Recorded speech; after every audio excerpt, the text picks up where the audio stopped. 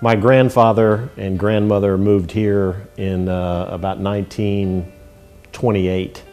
He was a physician, and somebody told him that South Texas was the new land of opportunity, and so he came down here. My mother was born in 1930, met my father, who was here in the construction business with his brother from Tennessee. So they got married in 1952. Graduated from Harlingen High School in 1978, went to Texas A&M, got a degree in agricultural economics in 1982.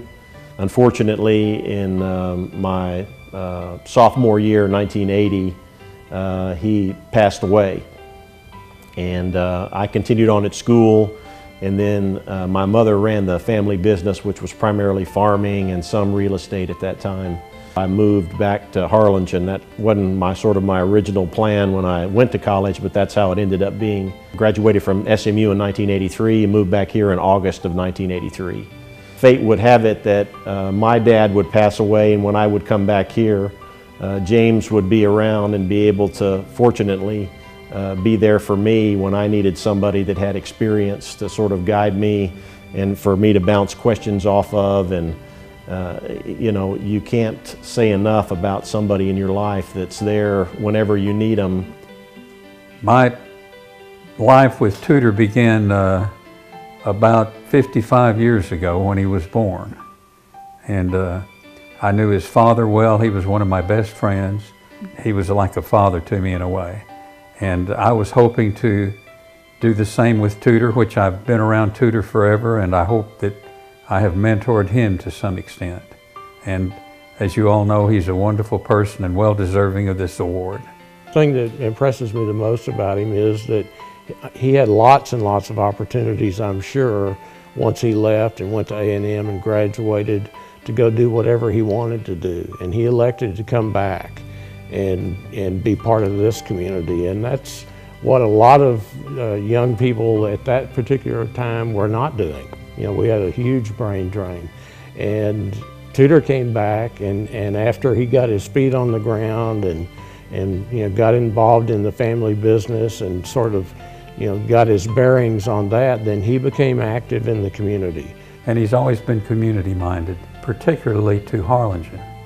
And like I say, it's very beneficial that he's on the city commission now, because he loves this place so much. I never claimed to be very smart, but I do claim to work hard.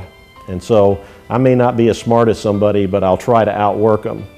And if you're not that smart, the next thing that you need to do is to surround yourself with smart people. And so that's what I've tried to do. In the old days, he would be referred to as an absolute straight shooter. You can always count on the fact that Tudor is going to figure out what the right thing is to do and set about doing that, as opposed to, you know, trying to accomplish some agenda.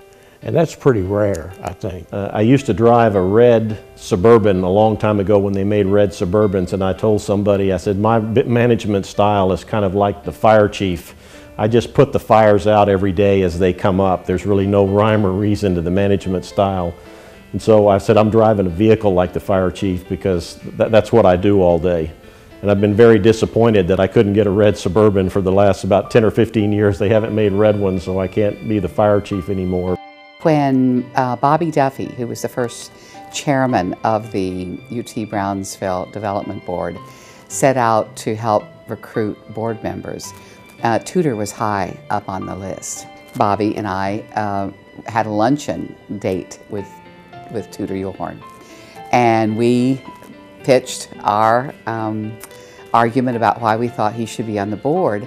And it was a tough decision in those days. We were brand new. We'd never had a development board before. There was no deep history for why someone would do that.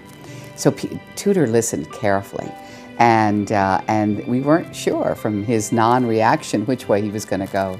And finally he agreed, and he agreed very graciously. But the reason that he agreed was what was most interesting to me.